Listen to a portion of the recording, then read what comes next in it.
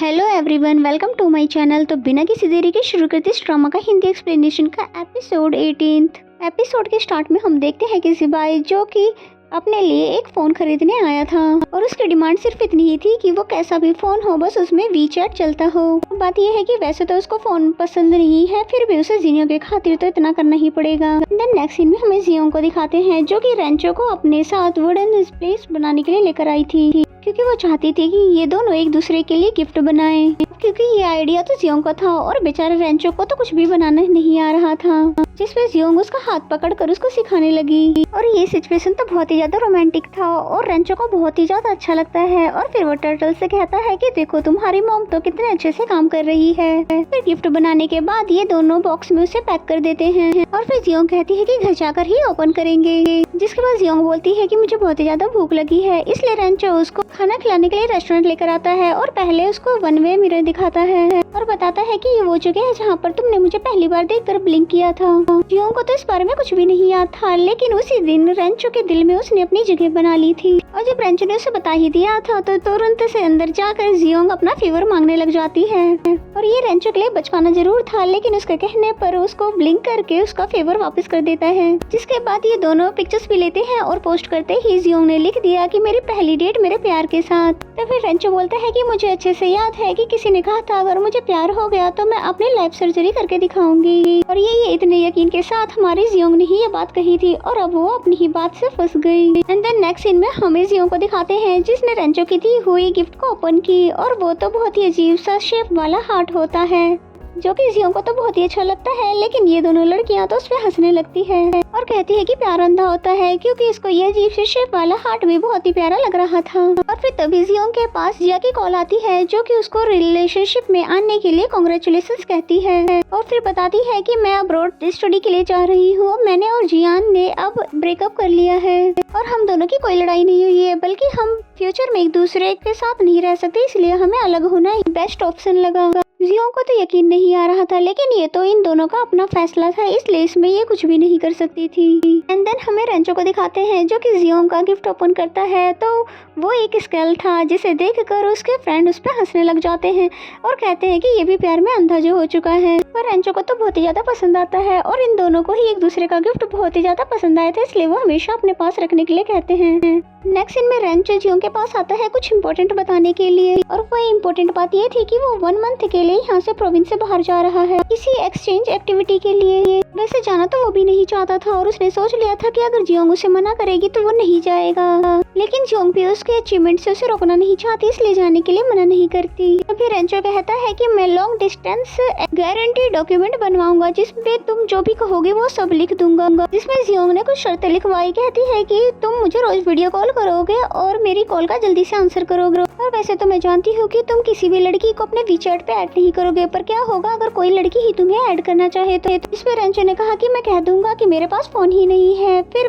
Document work पूरा होने के बाद जियोंग ने उस पे अपने सिग्नेचर कर दिए और रेंचो ने सिग्नेचर के बजाय उस जियोंग को किस कर दिया और कहता है कि मुझे इस पे साइन करने की कोई भी जरूरत नहीं है, क्योंकि मैं जानता हूँ कि तुम सिर्फ मेरी हो। नेक्स्ट सीन में हमें दिखाया जाता है कि जियोंग ने उसके लैब मेट्स की ड्यूटी लगा दी थी रेंचो के खाने पीने का ध्यान रखने के लिए। जिसके बाद फिर रेंचो और जियोंग एक दूसरे को हक करके बाय करते हैं और जितना वरीड तो रेंचो हो रहा था तो जियोंग भी नहीं थी। एंड देन नेक्स्ट सीन में हॉस्पिटल जाती है जियोंग वोंग के लिए खाना लेकर, जिसमें वोंग बताता है कि उसे गेम में ही एक लड़की पसंद आ गई है, बल्कि उसको तो ये भी लगने लग गया था कि उस लड़की को मुझसे प्यार हो गया है।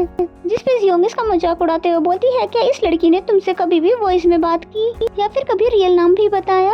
अगर नहीं तो तुम कैसे कह सकते हो कि ये कोई लड़की होगी, क्या पता ये कोई लड़का भी हो सकता है। तो ये सुनकर तो बेचारे वोंग का दिल ही टूट जाता है। जिसके बाद वोंग अपने बेकिंग क्लब में आती है, जहाँ उसे सू से पता चलता है कि उसका बेकिंग क्लब अब डिसबंडन होने वाला है, क्योंकि उसके पास और कोई मेंबर नहीं है और अब तो बहुत ही ज्यादा देर हो चुकी है। अगर वो और भी मेंबर्स ले भी आए तो भी वो अपनी बेकिंग क्लब को नहीं बचा सकती है और ये बात जानकर वो बहुत ही ज्यादा उदास हो जाती है। फिर जैसे ही उसे रेंचो की कॉल आती है तो वो उसको ऐसे दिखाती है जैसे कि उसको कोई भी परेशानी नहीं है। रेंचो ने उसे अपना बनाया हुआ ऐप दिखाया जिसका नाम जियाहू था। इसके लिए ये यहाँ से वो दूसरे प्रोविंस गया है और बताया कि इसे डाउनलोड कर लो, ये तुम्हारे साथ चैटिंग भी करेगा और तुम्हारी प्रॉब्लम को सॉल्व करवाने में हेल्प भी करेगा। इतना तो वो भी समझ गया था कि जियोंग किसी न किसी बात से परेशान तो जरूर है और बातों ही बातों में उसने उससे सारी बातें उगलवा ली और फिर रेंचो ने उसे फिक्र करने से मना कर दिया और बताया कि जब भी मैं वापस आऊंगा तो सब कुछ ठीक कर दूंगा। जिसके बाद जियोंग ने जियाहू ऐप को इंस्टॉल करके उसके साथ चैटिंग की और शाओ को भी इंस्टॉल करने के लिए कहा, पर पता नहीं क्यों शाओ के फोन में वो ऐप इंस्टॉल ही नहीं हो रहा था।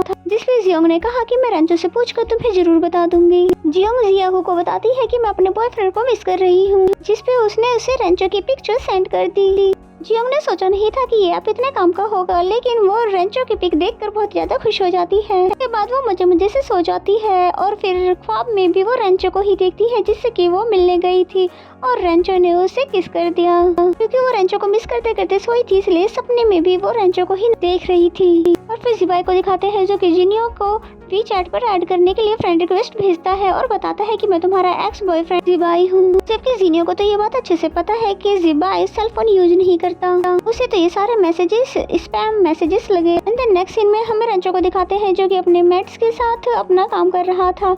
तभी उसे जियोंग का मैसेज आता है कि मैंने तुम्हारे लिए फूड ऑर्डर किया है, उसे बाहर जाकर रिसीव कर लो। फिर रेंचो जैसे ही उस फूड को रिसीव करने के लिए बाहर आता है तो जियोंग ने उसे सरप्राइज दे दिया और बोलती है कि मैं अपने बॉयफ्रेंड को मिस कर रही थी, इसलिए मुझे यहाँ तक आना पड़ा। रेंचो को भी उसका यहाँ आना बहुत ही अच्छा लगता है क्योंकि वो भी जियोंग को बहुत ही ज्यादा मिस कर रहा था और उन दोनों को ऐसे उनके टीचर्स भी देख लेते हैं। जिसके बाद रेंचो ने उसे सबसे इंट्रोड्यूस करवाया और साथ ही बैठकर फिर डिनर भी करते हैं। डिनर के बाद रेंचो ने बताया क्यों ना तुम न्यूट्रिशियंस ही बन जाओ, तुम्हारा बेकिंग का भी शौक पूरा हो जाएगा और तुम्हें स्टडी में भी हेल्प मिलेगी। ये आइडिया जियोंग को भी बहुत अच्छा लगता है क्योंकि इस समय न्यूट्रिशंस मेडिसिन का ही स्कोप चल रहा है और इस तरह उसका शौक भी पूरा हो जाएगा। एंड देन नेक्स्ट सीन में हमें जिबाई को दिखाते हैं जो कि अभी तक जिनियो को फ्रेंड रिक्वेस्ट भेज रहा था, लेकिन जिनियो तो उसको इग्नोर ही कर रही थी और जिनियो ने इसे फेक समझकर इसको ब्लॉक ही कर दिया। जिसपे जिबाई को तो लगता है शायद ये मुझसे बहुत ही ज्यादा नाराज है। जिसके बाद जिबाई जिनियो से मिलने के लिए आ जाता है, जहाँ पर जिनियो से देखते ही पूछती है तुम्हारा कोई डाटा वाटा लीक तो नहीं हो गया है,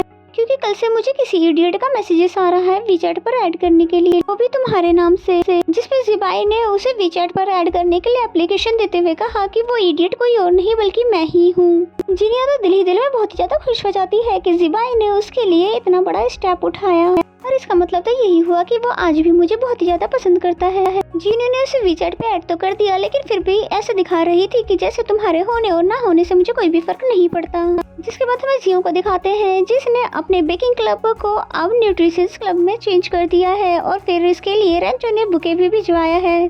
जियोंग पोस्टमैन के हाथ से बुके मजे से लेकर जाने लग जाती है और पीछे मुड़कर देखती भी नहीं है कि बुके कौन लाया था, पर बुके तो खुद रेंचो ही लेकर आया था। और रेंचो को जैसे ही देखा जियोंग ने उसे हक कर देती है। अभी तक रेंचो का काम तो वैसे खत्म नहीं हुआ था, लेकिन उसे जियोंग की बहुत याद आ रही थी, इसलिए उससे मिलने के लिए आ गया। जियोंग ने उसके मास्क उतार दिए, तभी रेंचो ने उसे किस कर दी कि तभी उसके क्लैबमेट्स की कॉल आ जाती है और वीडियो कॉल पर वो सभी जियोंग को कांग्रेचुलेशंस कहते हैं उसके न्यू क्लब के लिए। फिर बातों ही बातों में बताया कि तुम कितनी ज्यादा अमेजिंग हो, तुमने रेंचो को भी चेंज कर दिया है क्योंकि वो लेट नाइट तक तुम्हारे साथ बातें करता रहता है। जिसमें जियोंग ने बताया कि वो तुमसे बातें नहीं करता, बल्कि मैं तो लेट नाइट तक जियाहू से बातें करती हूँ। यहाँ पर तो रेंचो की पोली खुल जाती है क्योंकि जियाहू कोई और नहीं बल्कि रेंचो खुद ही है और इसीलिए तो साहू के फोन में वो ऐप इंस्टॉल भी नहीं हो रहा था। अभी रेंचो ने उसे क्लियर किया कि मैं नहीं चाहता था कि मेरी गर्लफ्रेंड परेशान हो, मैं चाहता था कि वो मुझसे हर बात शेयर करे और इसीलिए मैंने इस ऐप का यूज किया। जिस पे जियोंग ने भी उसे माफ कर दिया क्योंकि उसने इतना सब कुछ इसी के लिए तो किया था।